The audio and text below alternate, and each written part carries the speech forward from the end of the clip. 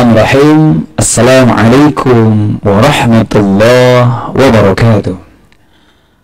Innal hamdalillah nahmaduhu wa nasta'inuhu wa nastaghfiruhu wa natubu ilayhi wa na'udzu billahi min syururi anfusina wa min sayyiati a'malina may yahdihillahu fala mudilla lahu wa may yudlilhu fala hadiya lahu. Asyhadu an la ilaha illallah wahdahu la syarika lahu wa asyhadu anna sayyidina Muhammadan abduhu wa rasuluhu la nabiyya ba'dah. Allahumma salli ala Sayyidina Muhammad wa ala ali Sayyidina Muhammad amma ba'du. Pemirsa cerita berkah peruqyah dimanapun Anda berada, insya Allah. Bersyukur kita kepada Allah, salawat kepada Nabi kita Kangjeng Nabi Muhammad sallallahu alaihi wasallam, kepada keluarga, para sahabatnya, dan mudah-mudahan kita semua diakui sebagai umatnya mendapatkan syafaatul uzma di yaumil qiyamah. Amin Allah ya rabbal alamin. Pemirsa cerita peruqyah berkah dimanapun Anda berada, tentu kesempatan ini siapapun di antara kita tentu pernah mengalami sakit. Begitupun tentunya dialami oleh saya sebagai arad basariyah, sama seperti kita. Tentu mungkin ada yang berpikir ketika praktisi ruqyah tidak pernah sakit, ataupun dokter tidak pernah sakit. Semua tentu di antara kita pasti mengalami yang namanya sakit. Bahkan kalau tidak sakit justru pertanyaan. Na'udzubillah, summa na'udzubillah. Fir'aun dalam kisahnya tidak pernah sakit, namun sekalinya sakit langsung meninggal. Dalam artian tidak pernah meriang, tidak pernah bersin sekalipun, namun Allah langsung ambil nyawanya ketika dalam suatu kesempatan Allah hilangkan nyawanya Fir'aun. Subhanallah. Pemirsa rahmat Allah subhanahu wa ta'ala, tentu sakit bagian dari pada sunnatullah. Ada kalanya sehat, ada kalanya sakit. Maka begitupun saya ketika praktisi ruqyah yang setiap hari berjumpa dengan pasien, menangani pasien atau klien yang sakit, baik sakit medis ataupun non medis. Saya pun orang yang lemah, saya pun orang yang dhaif, saya pun memiliki fisik kelelahan dan yang lainnya. Namun mudah-mudahan ketika saya berjuang mendatangi klien dalam kondisi sakit baik medis dan non medis, sebetulnya itu menjadi motivasi dorongan bagi saya untuk bisa terus sehat. Dan kita yakin sehat kita tentunya ilahiyah dengan Al-Quranul Karim.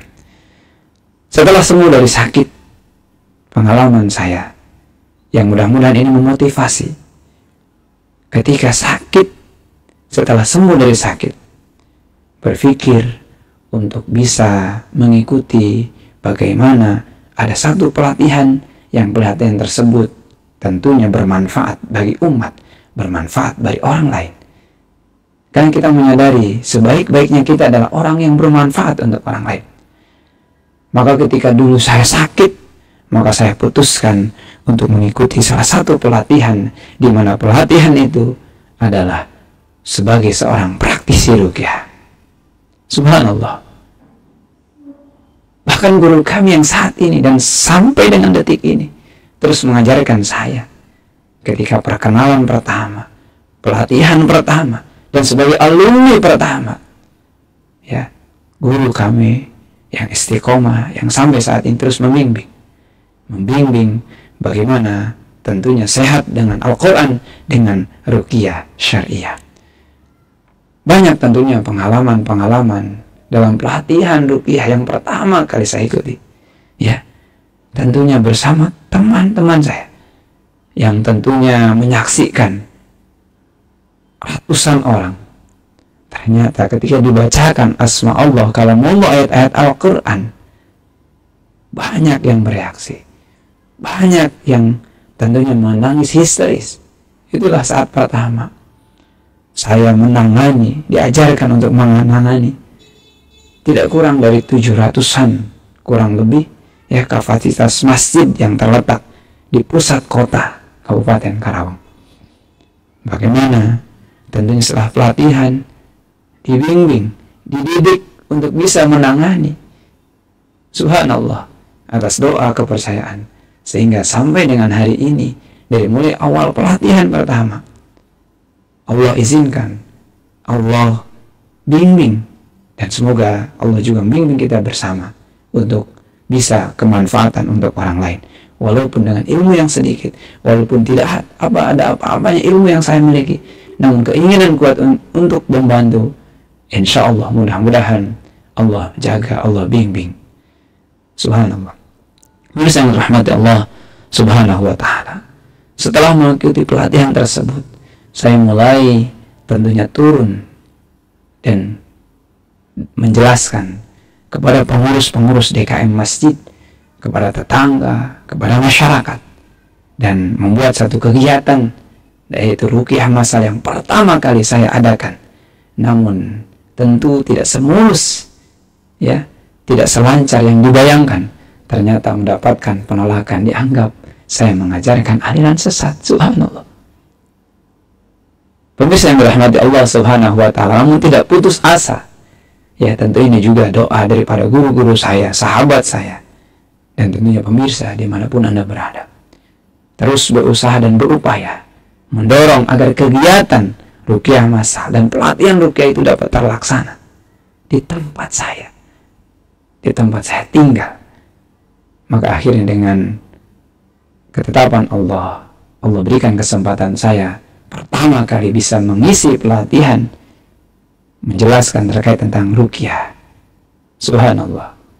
Tentu berbicara di publik bukan kali yang pertama, karena semenjak kecil tentunya Allah izinkan saya sudah ikut para ustadz, sehingga diberikan kesempatan sudah bisa memimpin. Namun ketika menyampaikan ruqyah, inilah tentunya kali yang pertama saya menyampaikan dakwah ruqyah, yang dimana tentunya perjuangannya ketika kita menyampaikan dakwah ruqyah, ada yang datang kemudian langsung tertidur, ada yang datang kemudian langsung melempar botol, ada yang datang kemudian langsung histeris, ada yang datang tidak menerima ketika kita menyampaikan dakwah ruqyah. Wallahu a'lam bimurad. Terus yang dirahmati Allah Subhanahu wa ta'ala, maka setelah saya sembuh dari sakit, saya bertekad, ngazam, ingin juga bermanfaat untuk orang lain ketika sehat, tentunya bahagia.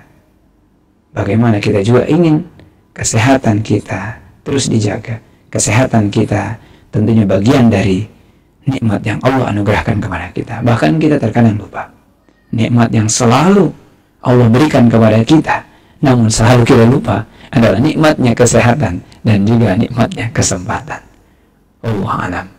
Pemirsa yang dirahmati Allah Subhanahu wa ta'ala, tentu di antara kita setelah kita sembuh dari sakit, maka kita akan berpikir dua kali bagaimana kita juga ingin aktivitas kita terus lebih bermanfaat. Setelah kita sembuh dari sakit, maka kita menyadari bahwa sakit itu ternyata aktivitas kita mulai terbatas, bahkan sama sekali tidak bisa apa-apa. Letihnya, lelah, lesu, bahkan tidak berdaya ketika kita sakit. Bahkan di antara kita tentu ada bahasa kemanapun yang penting sembuh. Maka sebetulnya secara akidah jangan kemanapun yang penting sembuh. Ya, tentunya ke tempat yang sesuai, yang tidak menggadaikan akidah kita, itulah yang kita tuju. Maka berobat yang kita dahulukan adalah ilahiyah. Berobat yang kita dahulukan adalah sesuai dengan petunjuk Allah Subhanahu wa ta'ala. Kita tidak anti medis, namun medis juga beriringan dengan ikhtiar kita berdoa memohon kepada Allah Subhanahu wa ta'ala. Maka setelah saya sembuh dari sakit, belajar bagaimana caranya tentunya kesembuhan melalui tibun nabawi, pengobatan ala nabi. Mudah-mudahan tentunya pemirsa, ketika kita sembuh dari sakit, kita manfaatkan, yuk sama-sama. Tentunya sehat kita gunakan untuk ibadah dan untuk berbagi kepada pemirsa. Ya, di antara kita tentu ketika terkena musim ya, panas, dingin, hujan, kemudian terkena demam, maka ada satu hadis yang ini memotivasi kita dalam hadis Bukhari di nomor hadis ke-622, bagaimana ketika demam itulah dari panas, maka rendamkan ataupun redakannya tentunya dengan air. Ya, demam ini adalah bagian dari panasnya api neraka, tentunya di antara gambarannya. Nah, maka tentu untuk meredakan panas, ya tentunya maka dengan air. Maka saya ingin mengajak kepada pemirsa, ketika kita mengalami demam, ya silahkan bisa melakukan rendaman ataupun mengkompres, ya. Mungkin ini tidak asing di pemirsa, namun untuk yang misalkan rendamannya boleh juga di kaki, maka untuk menurunkan demam, ya saya anjurkan, ya, jadi refleksi rendaman kaki dengan ramuan Dayak yang tidak kalah viral tentunya dengan yang sedang viral. Subhanallah. Ya, silakan, insya Allah atas izin Allah ini bisa didapatkan di Al-Alim TV dan tim. Ya, silahkan hubungi, dan insya Allah mudah-mudahan dengan ikhtiar kita dengan mencampurkan ini di batu es, ya, yang kita campur air, kemudian dicampurkan, ya, 3 sendok saja, ya, kemudian kita adukan dan dibacakan doa-doa ayat ruqyah, dan silahkan kakinya direndam. Itu mungkin bagian dari sahabat-sahabat saya yang boleh jadi mungkin sesi lain bisa bercerita juga bagaimana pengalamannya ketika panas tinggi, ya, kesembuhan melalui rendaman air yang tentunya dicampur dengan ramuan Dayak ini. Mudah-mudahan bermanfaat. Akhirul kalam, benarnya itu dari Allah dan kesalahan dari diri saya pribadi. Mudah-mudahan pemirsa dimanapun Anda berada selalu diberikan kesehatan yang paripurna Allah Subhanahu wa ta'ala. Amin. Allah ya Rabbal alamin. Akhirul kalam. Assalamualaikum warahmatullahi wabarakatuh.